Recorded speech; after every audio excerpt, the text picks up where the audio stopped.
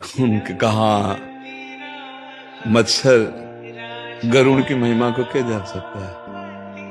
आप समझ रहे? वो आचार्य है, स्वयं भगवान ही आचार्य के रूप में, चाहे किसी भी आचार्य, चाहे वो कोई भी आचार्य के रूप में भगवान अवतरित हो, उनकी महिमा जैसे भगवान के लिए वेद नेति नित्य कहते ना, ऐसे आचार्य की महिमा के लिए भी नेति नित्य है। पर ये जो भगवान शंकराचार्य हैं, ये अभेद भक्ति के प्रकाशक हैं, जो वेद प्रमाणित है। वेद कहता है एकोहम बहुश्यामा, वह परमात्म तत्व अपने को बहुत रूपों में होने का संकल्प किया, फिर नानात्व के रूप में वो भास रहा है। जैसे भासना और होना अलग होता है, वो नानात्व के रूप में है ऐसा नहीं है, तो ब्रह्म सत्यम और जगन मिथ्या। तो जो मिथ्या आपको भास रहा है, सत्य वस्तु उसी में विराजमान है। सर्वत्र शब्द माया है, केवल है। इसी की स्थापना करने के लिए आद्य गुरु भगवान शंकराचार्य प्रकट हुए, जिन्होंने जीव के जीवत्व का ब्रह्म ज्ञान के द्वारा, वेदांत के द्वारा नाश करके स्वरूप में स्थित किया। सबका स्वरूप भगवत स्वरूप है। ईश्वर अंश जो कहा जाता है भक्ति में, ईश्वर अंश जीव अविनाशी चेतन अमल सहज सुखराशि, वो रस के आस्वादन के लिए है, नहीं पूर्ण का अवशेष पूर्ण ही होता है।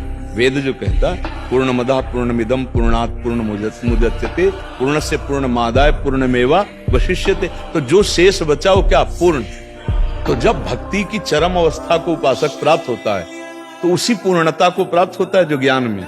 अब ज्ञानी देखता है सर्वम खलमिदं ब्रह्म, और भक्त देखता है सिय राम में सब जग जानी, या चिद चिद लक्षणम सर्वम राधा कृष्ण। अब इसमें क्या भेद है?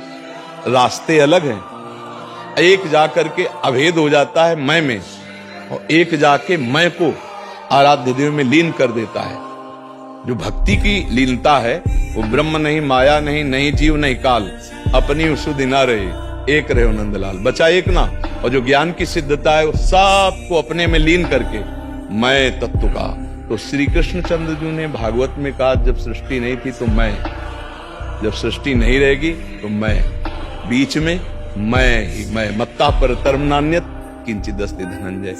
तो उधर मैं में सब कुछ लीन कर लिया, और यहां मैं को आप में लीन कर दिया, प्रभु में, बचा एक ही। तभी सवाल हल माना जाएगा जब एक बचे। चाहे योग से चलो, चाहे कर्मयोग से, चाहे भक्ति से, चाहे ज्ञान से, एक।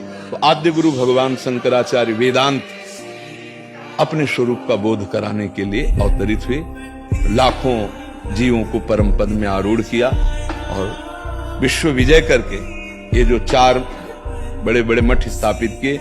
आज जो पूज्य आद्य गुरु शंकराचार्य जी के स्थापित मठों में गुरुजन विराजमान हैं, वो धर्म को संचालन करने के लिए हैं। उनकी बात को समझना बड़ा कठिन है कि साधारण धर्म को तो लोग समझ नहीं रहे, त्रिकाल संध्या आदि की बात को समझ नहीं रहे, वेदांत को कौन समझेगा?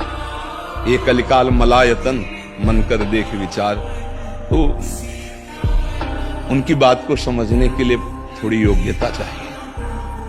गुरुजनों के चरणों की सेवा करके, पवित्र शास्त्रों का स्वाध्याय करके, नाम जप करते हुए, मंत्र जप करते हुए, तब उनकी बातें समझ। वो ठीक शास्त्र और सनातन के एक भी शब्द नीचे नहीं उतरेंगे, चाहे संसार निंदा करे या वंदना करे, उनसे कोई मतलब नहीं होता। जो आचार्य पीठ पर विराजमान है, तस्मात् शास्त्रम प्रमाणम शब्द होंगे, और धर्म की स्थापना के शब्द होंगे। आगे हम नहीं जान सकते। अभी तक जो देखा कि आचार्य पीठ पर विराजमान महापुरुष का यही परम कर्तव्य है, स्वयं शास्त्र सम्मत आचरण, शास्त्र वाक्य और समाज को शास्त्र के अनुसार ही चलाना। यही आद्य गुरु भगवान शंकराचार्य जी ने 4 मठों में स्थापित करके आचार्य पीठ पर विराजमान होने वालों के लिए आदेश किया, और अक्षरशः वैसा पालन किया जा रहा है आचार्य पीठ पे आज भी। पूज्य महाराज जी का जो आपने नाम लिया, तो उनकी वाणी में शास्त्र ही होगा और जीवन में शास्त्र होगा। अब ऐसे की वाणी को, महापुरुषों की वाणी को समझने के लिए पहले धर्म को तो जाने। अब जो धर्म विहीन आचरण करते हो, सुन के भी नहीं समझ सकते ना। उसके लिए पवित्र बुद्धि चाहिए, कुशाग्र बुद्धि चाहिए, शरणागति चाहिए, प्रणिपातेन। और वो तो देहाभिमानी जीव कैसे फिर भी आचार्य कृपा, गुरु कृपा से जन का कल्याण हो रहा है और करते ही रहेंगे आचार्य पीठ पर विराजमान जो महापुरुष हैं। हाँ, तो उनकी महिमा का गान करने की सामर्थ्य हमारी क्या, वो तो